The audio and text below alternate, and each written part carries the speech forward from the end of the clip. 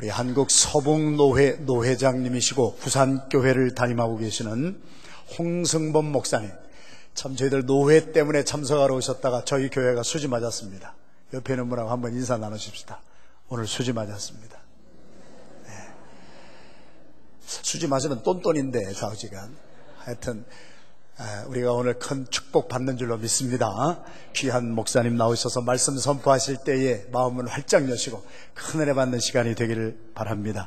홍 목사님 나오실 때 오른손을 들어서 할렐루야로 환영하고 말씀 듣겠습니다. 할렐루야.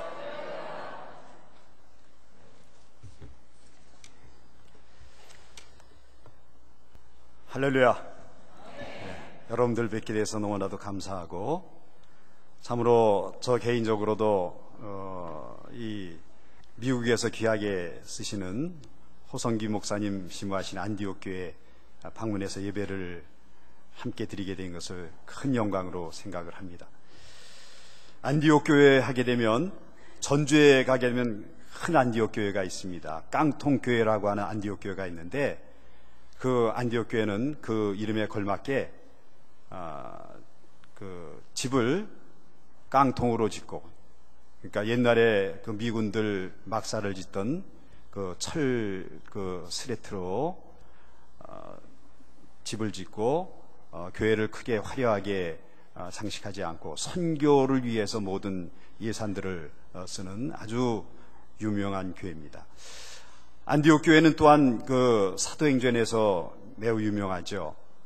예루살렘 교회보다도 늦게 시작을 했지만, 그러나 안디옥 교회는 큰 하나님의 사역을 감당하는 교회가 되었는데, 그것이 무엇 때문에 그렇게 되었느냐? 성령이 충만하고 기도에 충만하고 선교에 힘쓰는 교회가 됐기 때문에. 예루살렘 교회는 쇠퇴해 갔지만 안디옥 교회는 크게 부흥을 하고 이방 선교를 위해서 큰 역할을 감당한 것을 우리가 잘 압니다.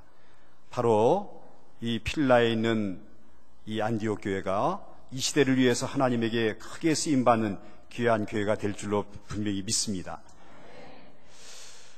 이름도 잘 지어야 될 것 같아요. 그 이름 속에 큰 비전이 있기 때문에 그런 것이죠. 아마 이 안디옥 교회를 통해서 지금도 이 한국 교회는 미국 다음으로 이 세계에 선교사를 가장 많이 파송하고 있는 한국입니다. 그런데 이제 이 안디옥 교회를 통해서 하나님께서는 선교의 비전을 갖게 하시고 전 세계 이방 선교를 위해서 크게 힘쓴다고 하는 소식을 듣기도 하고, 오늘 또 와서 생생하게 직접 말씀으로 유럽을 향해서 또 선교를 한다고 하는 그러한 큰 뜻을 이제 품는 것을 보면서 앞으로 안디옥 교회를 크게 쓰실 줄로 분명히 믿습니다. 여러분들 한국에 대해서, 한국인이라고 하는 사실에 대해서 자부심을 가지십니까? 예, 그렇죠. 왜 그렇습니까? 최근에 동계올림픽을 통해서 우리 선수들이 큰 역할을 했고, 또 우리 한국에서 그 세계 원전 수수를 따온다든지 경제적으로 세계 10위권 안팎으로 크게 성장하는 한국이 되었고, 또 한국은 이 시대에 큰 그 세계 선교를 위해서 두 번째로 선교사를 많이 파송하고 있기 때문에 여러분들은 아마 큰 자부심을 가지리라고 생각을 합니다. 저도 한국인이라고 하는 것이 상당히 자부심이 있고요. 여러분들에게 이렇게 와서 말씀을 증거하는데도 떳떳하게 자랑스럽게 여러분들에게 말씀을 증거할 수 있을 것 같습니다. 오늘 안디옥 교회를 이 세계를 위해서 이 시대에 크게 쓰실 줄로 믿습니다. 아울러서 이 한국 교회를 이 시대에 자그만 나라, 남북이 분단되어 있는 이 나라, 세계에서 아직도 통일되지 않은 이 나라를 통해서 앞으로도 큰 역할을 감당하게 하실 줄로 분명히 믿습니다. 지금 한국에서는요, 물이 아주 상당히 큰 가치를 발휘하고 있습니다. 여러분들, 물이 얼마나 우리에게 귀합니까? 우리는 한때 이 한국 땅에는 그 지하 자원이 나지 않는다고 그래서 참 불리한 조건이다 이렇게 생각한 적이 많이 있었습니다. 그런데 지금은 이제 지하 자원이 없어도 물이 있기 때문에 우리가 상당히 참 자부심을 가질 수가 있습니다. 무슨 말인가 하면은 지금 세계는 물 전쟁입니다. 지금 석유가 좋다, 무엇이 좋다, 지하 자원이 좋다 그래도 물처럼 이제 같이 있는 시대가 없는 것 같습니다. 여러분들 물 한 모금을 여러분들이 마시지만 물 좋은 것이 얼마나 감사한 일입니까? 우리 한국의 물이 왜 좋은 줄 아십니까? 한국의 물은 말이죠. 보통 이 과학자들이 분석을 했는데, 보통 그 비가 오게 되면은 그 강으로 흘러 들어가게 되고 바다로 흘러 들어가게 되고 그다음에 이제 지하로 또 스며들게 되지 않습니까? 근데 이제 물이 흘러 들어가면서 1m의 물이 스며드는 그 기간이 1년이 걸린다고 그럽니다. 그러면 한 100m의 그 지하에 있는 물을 우리가 먹는 것은 100년이 걸린 물을 먹는 것입니다. 그런데 그 100년이 넘은 물을 지하에서 파내가지고 먹는데 그것이 과연 썩지 않고 이렇게 생생하게 맛이 있을까? 그것은 지하로 스며들면서 이 땅에 그 다음에 그 안반에 그런 그 역할을 이제 걸러지면서 그 물이 이제 생수와 같이 살아있는 물이 된다고 하는 것이죠. 그래서 우리나라는 특별히 지하 자원이 없기 때문에 이 물의 질이라고 하는 것은 그 지하 자원이 무엇이 있는가, 땅 속에 어떤 물질이 있는가에 대해서 그 수질이 결정이 된다고 그럽니다. 근데 우리나라는 지하 자원이 별로 없기 때문에 별로 오염되지 않는 물을 우리가 먹는 것이죠. 그래서 앞으로 우리 대한민국은 잘 될 수밖에 없습니다. 없는 것이 오히려 잘 되는 것이기 때문에 그런 것이죠. 여러분들 불리한 것이 우리들에게 더욱더 유리한 것이 되는 것입니다. 여러분들 없다고 여러분들 염려하시지 마십시오. 그리고 지금 불리하다고 염려하시지 마시길 바랍니다. 하나님은 얼마든지 우리의 인생을 얼마든지 역전시킬 수 있는 분이십니다. 남북이 분단되었어도 하나님께서 우리나라를 부강한 나라로 만드실 수 있습니다. 지하 자원이 없어서도 하나님께서 얼마든지 우리에게 이 세계에서 뛰어난 민족이 되게 하실 수가 있는 분이십니다. 없는 것을 가지고 탓하시지 마십시오. 하나님께서 역사하시면 반드시 우리는 역전의 인생을 살 수 있을 줄로 믿습니다. 앞으로 대한민국은 그런 의미에서 큰 역할을 감당할 것입니다. 성경에서는요, 그런 일들이 너무나도 많이 있습니다. 오늘 사도행전에 있는 말씀을 읽었습니다마는, 사도행전은 28장까지 있습니다만 사실은 사도행전 1장 8절에 있는 말씀이 사도행전 28장까지에 있는 말씀의 요약이죠. 여러분들이 잘 아시는 말씀이죠. 오직 성령이 너희에게 임하시면 너희가 권능을 받고 예루살렘과 온 유대와 사마리아와 땅 끝까지 이르러 내 증인이 되게 하시리라, 이렇게 말씀하셨습니다. 자, 이 말씀이 사도행전 28장을 쫙 요약한 것이에요. 그런데 예루살렘 교회가 성령의 충만함을 받고 한동안 3,000명씩, 하루에도 5,000명씩 많은 성도들이 와가지고 부흥성장을 이뤘습니다. 근데 그 예루살렘 교회가 그렇게 크게 성장하는데도 하나님의 사역의 역할을 잘 감당하지 못했을 때 하나님께서는 강제적으로 그들에게 흩어지는 역사를 하게 하시죠. 그래서 예루살렘 교회에 큰 핍박이 일어나서 도저히 예루살렘에 그냥 한 자리에서 모여서 살 수가 없었습니다. 그래서 핍박이 있음과 동시에 세계 열방으로 가서 흩어져 살게 되는 것이죠. 그래서 거기에서 흩어져 산 그런 사람들이 어떻게 살았습니까? 가서 먼저 옛날에 바벨론 포로 시대, 그러니까 예수님 오시기 전에 한 700년, 800년 전에 그 흩어진 민족들이 전부 다 디아스포라가 되어서 이방 세계에 흩어져 살게 되었습니다. 근데 예루살렘 교회가 흩어지면서 이미 그 디아스포라 된 바벨론 포로 생활에서 흩어졌던 민족이 돌아오지 않고 세계 각곳에 흩어져 있던 사람들이 가는 곳마다 그 회당을 세웠어요. 우리 아까 먼저 말씀하신 그 목사님께서 말씀하셨는데, 우리나라는 어디든지 두세 사람만 모였다 하면은 교회를 세운 거와 마찬가지로 유대인들도 흩어지는 곳에 회당을 세웠죠. 그런데 이것으로 끝나는 것이 아니라 예루살렘 교회가 흩어질 때 먼저 가서 흩어져 있던 그 회당 중심으로 모였던 이스라엘 백성들이 이제 예루살렘 교회 그 교인들이 흩어져 가서 그곳에 유대인끼리 모이면서 거기에 예수를 전파하게 되고 믿는 사람들이 더하게 되면서 이 예수 그리스도의 교회가 확산되는 역사를 우리가 볼 수 있는 것입니다. 우리 한국교회는 그러한 특징이 있습니다.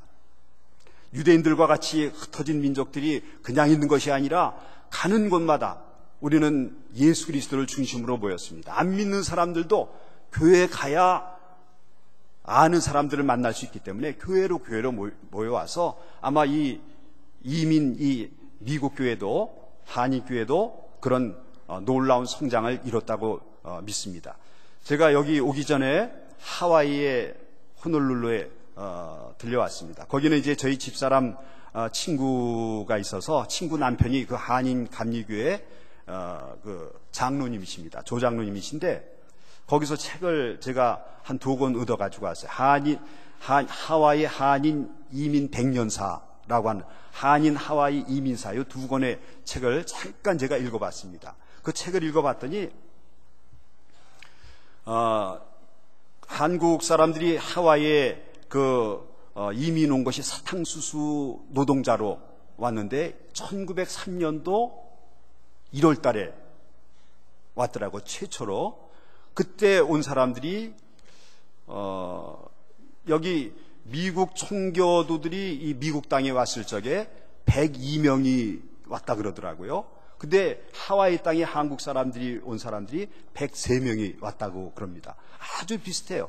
그리고 청교도들이 이 땅에 와가지고 농사를 짓고 그 다음 해에 추수감사 예배를 드렸듯이 그 하와이에서도 마찬가지로 한인들이 거기에서 감리교 계통으로 먼저 교회가 세워지고 농사를 져서 그 다음 해에 추수감사주의를 거기서 한인들 중심으로 예배를 드린 것이 지금 이 하와이 이민교회 역사라고 얘기하는 것을 제가 그 책에서 읽어봤습니다.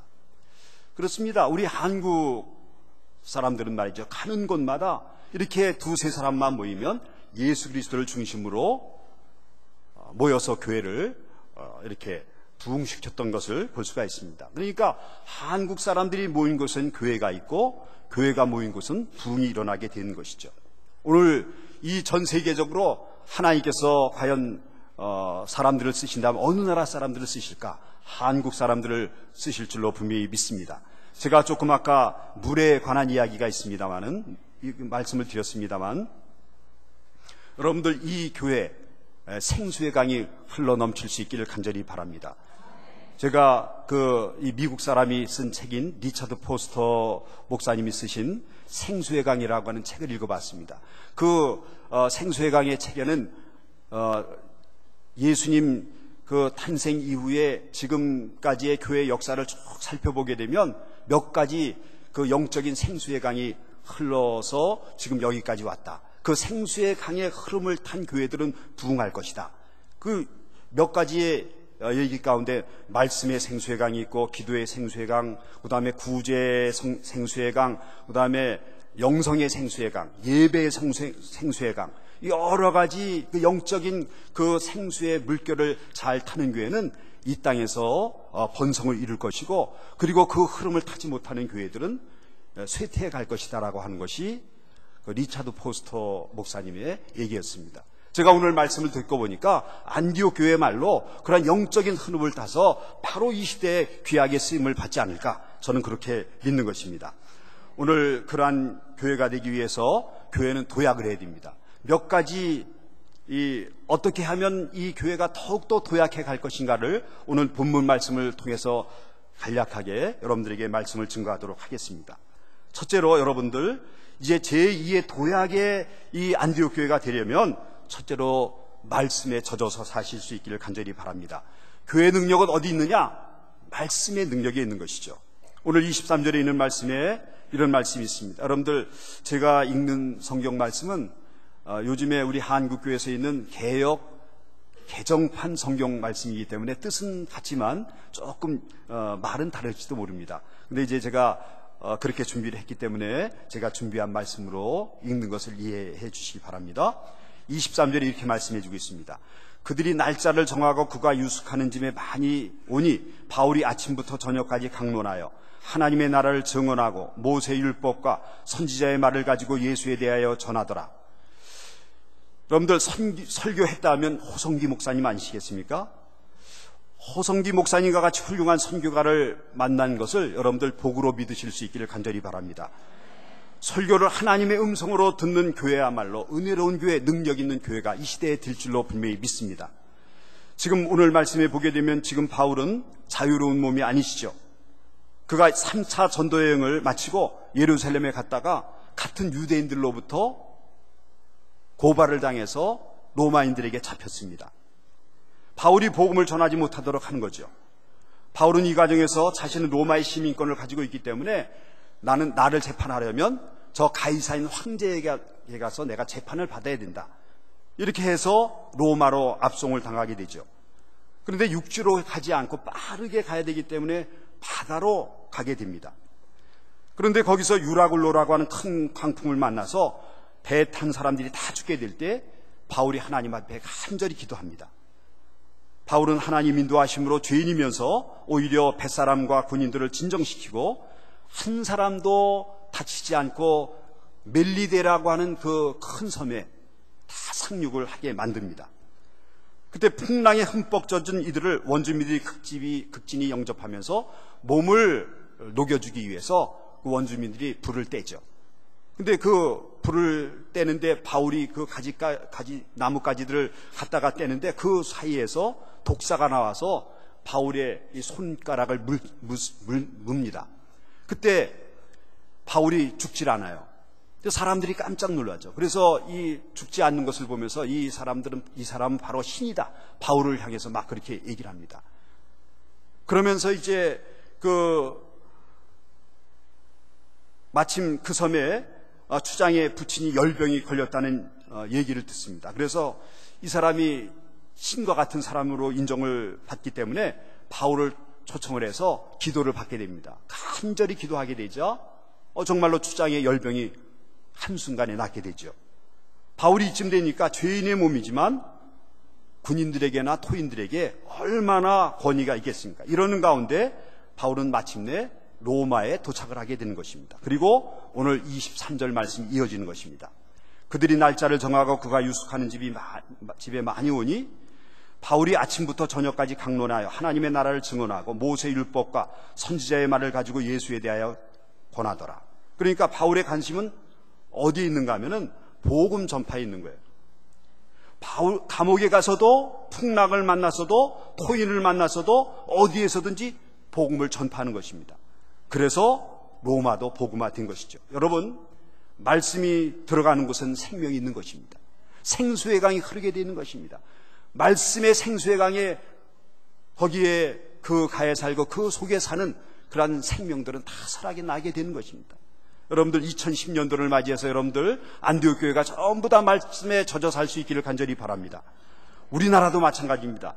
복음이 들어올 때는 너무나도 신기한 방법으로 들어오지 않았습니까? 영국의 토마스 목사님이 상선을 타고 들어와서 순교를 당하면서 전해준 성경이 그것을 가지고 그것이 무엇인가 좋은 종이다, 그냥 성경이라고 보지 않고 좋은 종이라고 가지고 간 어떤 사람이 자기 집에 헤어진 그 벽에 그 벽종이로 사용을 했다가 그 집 사람들이 다 복음화되고 초대교회에 아주 큰 역할을 감당했다고 하는 우리 한국 기독교 역사의 기록 가운데 남아 있습니다. 여러분, 말씀이 들어가는 곳은 놀라운 일들이 일어나는 것이죠. 생수의 강이 흘러가게 되는 것입니다. 어느 노인이 늦게 전도를 받아서 교회에 나갔다고 합니다. 처음 교회에 나갔을 때 예배 시간이 너무 지루했습니다. 그런데 그날 목사님의 설교 제목이 뭔가 하면은 성경 말씀은 진리입니다. 이렇게 제목으로 설교를 했습니다. 그런데 너무 이 노인은 지루한 나머지 그 제목을 성경 말씀은 진리입니다. 이렇게 들었습니다. 믿음이 안 좋았으니까 진리겠죠, 그렇죠? 그러다가 믿음이 성장을 했습니다. 그러던 어느 날 목사님은 다시 성경 말씀은 진리입니다. 이렇게 설교했습니다. 그랬더니 그분은 이제 신앙 성장이 많이 돼서 성경 말씀은 진리입니다. 이렇게 들렸다고 합니다. 여러분, 성경 말씀을 들을 때 찔릴 수 있기를 간절히 바랍니다. 질리면 안 되는 것이죠. 같은 하나님의 말씀을 들려도 질리는 사람이 있고 찔리는 사람이 있는데 말씀을 듣고 하나님의 음성으로 듣고 찔릴 수 있기를 간절히 바랍니다. 한국의 어느 교회 장로님이 캄보디아 선교사로 지난 1월 달에 떠났습니다. 캄보디아의 어느 선교에서 음악학교를 세웠는데 음악학교이면서 다른 과는 다 있는데 잘 되는데 정작 음악과는 없었습니다. 마침 담임 목사님이 캄보디아를 선교하는 선교회원이신데 그 사실을 교회에 광고했답니다. 캄보디아 음악 교수 없는데 음악학교인데 음악 교수가 없었어야 되겠느냐, 한번 가서 헌신할 사람이 있느냐, 이렇게 광고를 했답니다. 그랬더니 그 장로님 가정이 마음에 감동이 들어서 마침내 권사님이 음악을 전공했는데 장로님과 상의해서 같이 가기로 작정을 했답니다. 그래서 장로님은 지금 그때 장로님이 큰 건설회사 사장님이셨어요. 잘 나가시는 분이셨습니다. 근데 그것을 하나님의 음성으로 들었어요. 그 목사님이 하시는 말씀, 캄보디아에 음악학교가 있는데 음악가가 없는데 누가 가서 교수할 사람 없느냐, 그랬더니 그 권사님이 먼저 감동을 받고 장로님하고 얘기를 해서 두 분이서 결정을 해가지고 캄보디아 선교사로 지난 1월 달에 떠나셨습니다. 여러분, 그럴 수가 있겠습니까? 내가 큰 회사의 사장인데 지금 내 가정도 있고 내 자녀들도 있는데 그렇게 갈 수가 있겠습니까? 그래서 제가 질문했습니다. 어떻게 그런 결정을 하셨습니까? 예, 제가 언젠가 선교사로 가기로 선을 했었거든요. 가족은 어떻게 하고요? 직장은요? 애들은 없고요.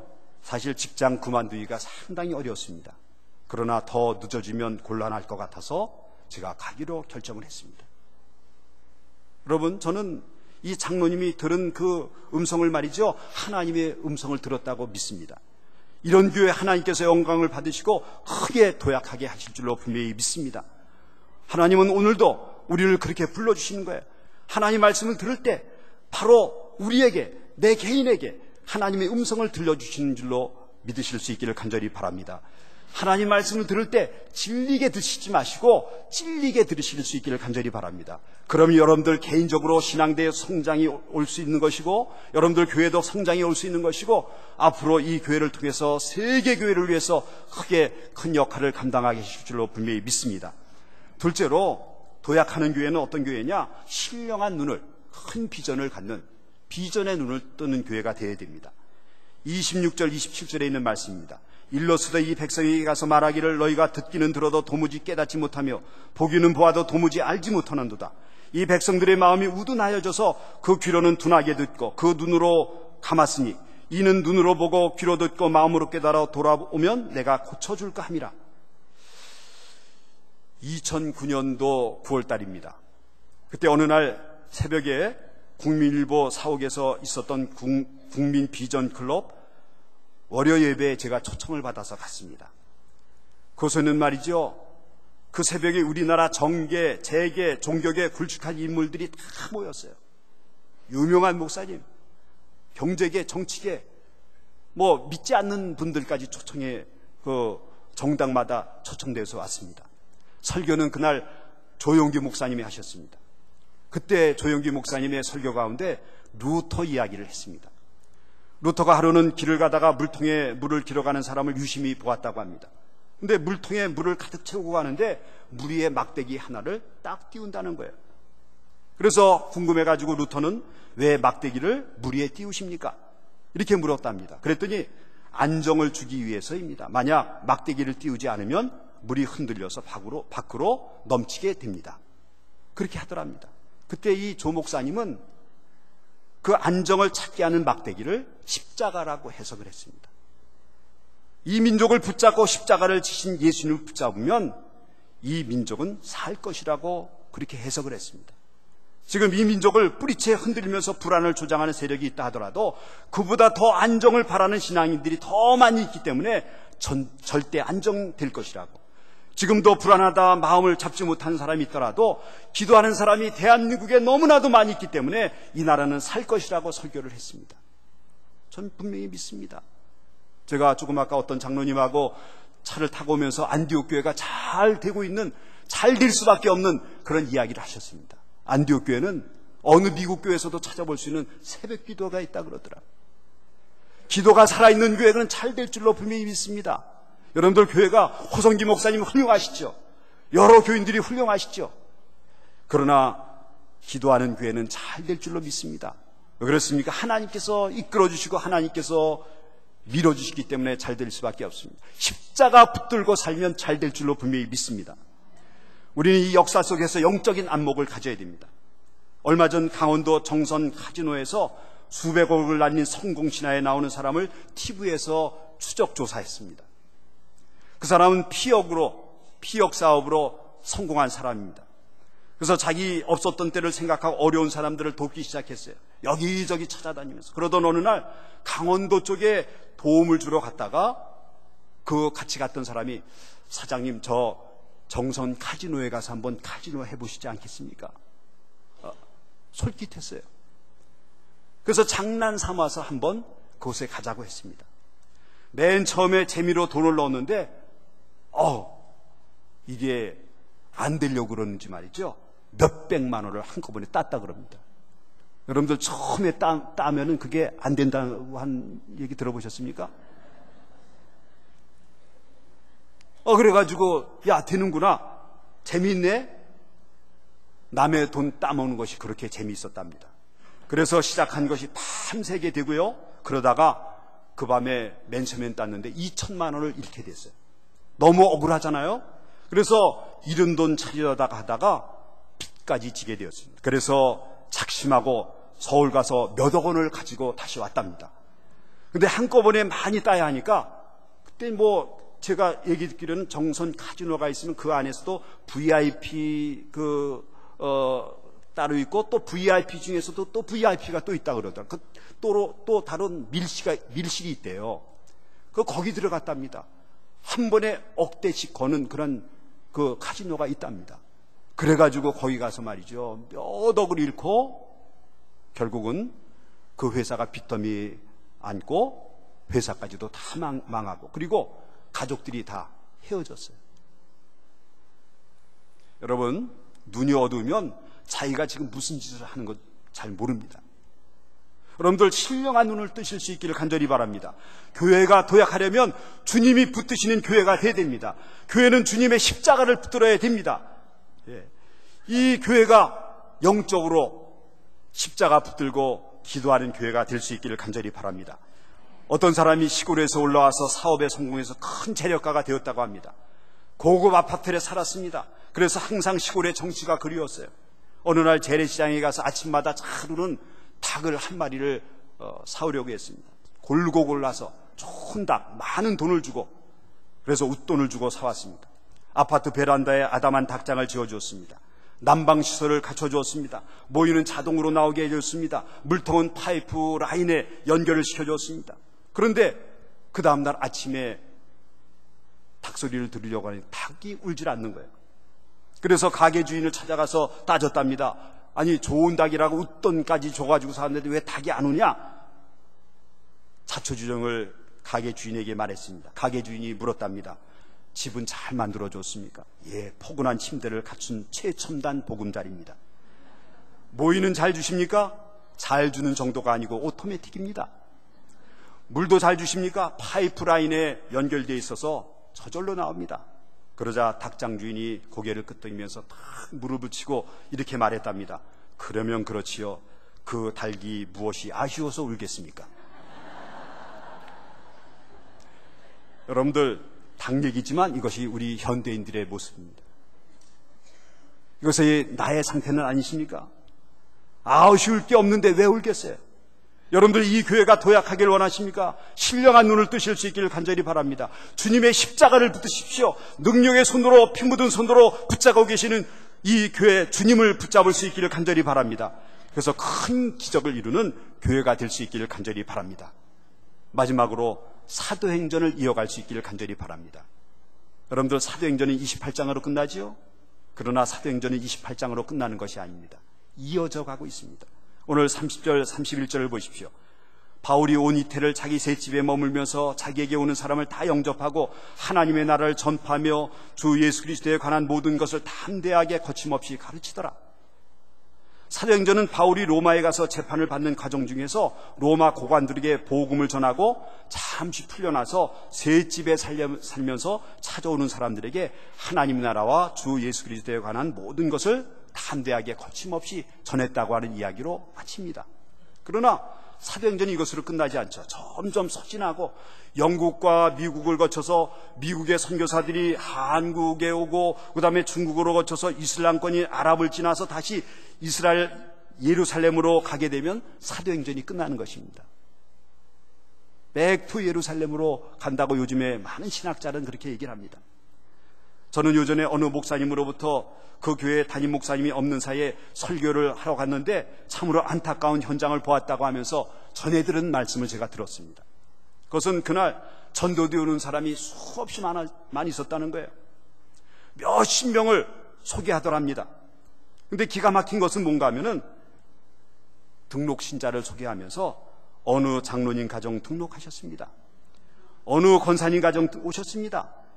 어느 집사님 가정 오셨습니다. 박수합시다 하는데 그 몇십 명 되는 사람 중에 새 신자는 겨우 한두 명밖에 없었다는 거예요. 그러면서 한국교회가 이런 것이 아닌가, 너무나도 안타깝다고 하는 그런 얘기를 제가 들었습니다. 여러분, 한국교회의 미래는 구원받은 백성들이 많아져야 될 줄로 믿습니다. 안디옥교회도 안 믿는 사람들이 많이 올 수 있기를 간절히 바랍니다. 이런 의미에서 사도행전이 이어져야 되는 거예요. 한국교회는 매우 심각합니다. 한국교회는 지금 전체적으로 정체가 되어 있어요. 물론 성장하는 교회는 많이 성장을 합니다. 안타까운 것은 뭐냐? 이쪽 교회에서 이쪽으로 옮겨오고, 이쪽 교회에서 편리한 대로 저쪽 교회로 옮겨가고, 전도되는 사람은 없고 오히려 교인 수가 줄어들고 하는 너무나도 안타까운 일들이 있습니다. 여러분, 사도행전을 이어갈 수 있는 교회가 될 수 있기를 간절히 바랍니다. 미국의 어느 교인인 훌톤 씨가 한국에서 기차여행을 하게 되었답니다. 근데 기차여행을 하는데 옆자리에 한국 노인이 훌톤 씨 옆에 앉았는데 열심히 자기에게 전도를 하더래요. 한국어를 모르는 그분은 노인이 무슨 말을 하는지 전혀 이해하지 못하는데 그 이야기 속에 무슨 얘기를 하는가 하면은 예수라고 하는 얘기, 그 얘기가 들리더래요. 그래서 홀턴 씨는 이 사람이 믿는 사람이구나. 그래서 예수, 그랬더니 그 한국 노인이 예수라고. 그래서 반갑게 얘기를 하더니 웃으면서 주머니에서 성경을 꺼내는데 한 곳을 찾아서 훌톤 씨에게 보여줬다고 합니다. 훌톤 씨는 한국어 성경 목차 순서를 보고 자신의 성경이 어느 곳인지 확인하고 같은 방법으로 장과 절을 찾았습니다. 그랬더니 그 구절이 뭐냐? 요한일서 3장 14절 말씀. 우리가 형제를 사랑함으로써 사망에서 옮겨 생명으로 돌아갈 줄을 알거니와. 그러니까 말하자면 자기가 이렇게 전도하는 것은 사랑하기 때문에, 형제를 사랑하기 때문에, 그래서 전도에서 사망에서 생명으로 옮겨주기 위해서 이렇게 전한다고 하는 성경 말씀을 펼쳐준 거예요. 그래서 훌턴 씨도 너무나도 기뻐하며 자신도 영어 성경을 한 구절을 펴서 그 노인에게 보여줬답니다. 노인도 같은 방법으로 한국 성경 목차를 찾아봤더니 이런 말씀이었어요. 시편 133편 1절. 형제가 연합하여 동거함이 어찌 그리 아름다운고. 두 사람은 이렇게 언어도 통하지 않지만 성경을 통해서 대화를 나눔으로써 서로 아주 친해졌다고 합니다. 어떻게 그렇게 되었어요? 전도하다가.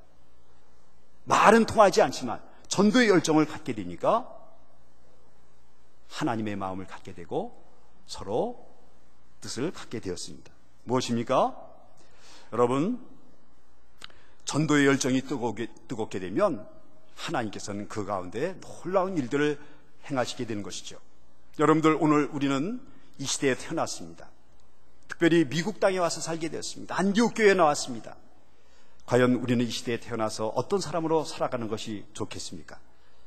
저는 두 사람의 이야기를 하고 마치려고 합니다. 두 사람의 유명한 알버트의 이름을 가진 유명한 노벨 수상자들이 있었습니다. 한 사람은 알버트 까뮤고 또 한 사람은 알버트 스바이처입니다. 알버트 까뮤는 노벨 문학상을 탔죠. 알버트 스바이처는 노벨 평화상을 받았습니다.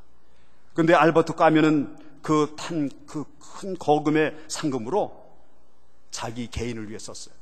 바닷가에다 큰 별장을 짓고 거기서 휴가를 즐기면서 아주 즐거운 인생을 살았죠. 그런데 거기를 오가다가 어느 날 별장에 가다가 교통사고로 죽었다고 하는 아주 비참한 말로를 당하게 됩니다. 한편 알버트 스바이처는 어떻게 살았습니까? 그 상금으로 자기를 위해서 쓰지 않고 아프리카에 죽어가는 영혼들을 위해서 병원을 짓고 그 병자를 치료하는 일에 온전히 헌신을 다했습니다. 여러분들, 두 알버트시지만 두 인생은 어떻게 달라졌습니까? 여러분들, 우리는 무엇을 얼마나 가졌느냐, 무슨 자격이 있느냐가 중요한 것이 아니라 오늘 한 시대, 우리가 한 생명으로 언젠가는 죽을 것인데 이 땅에 사는 날 동안 어떻게 살았느냐, 그것이 매우 중요한 것입니다. 그의 도약은 다른 데 있는 것이 아니라 사도행전을 이어가는 순수한 신앙의 열정이 있는 사람이 많이 나와야 되는 것입니다. 이 안디옥 교회가 그렇게 될 수 있기를 간절히 바랍니다. 안디옥 교회 2010년을 맞이하면서 말씀 충만으로 큰 비전을 갖고 사도행전을 이어가서 하나님께 영광을 돌리고 전 세계를 복음화시키는 큰 역할을 감당하는 교회가 될 수 있기를 간절히 바랍니다. 기도하겠습니다.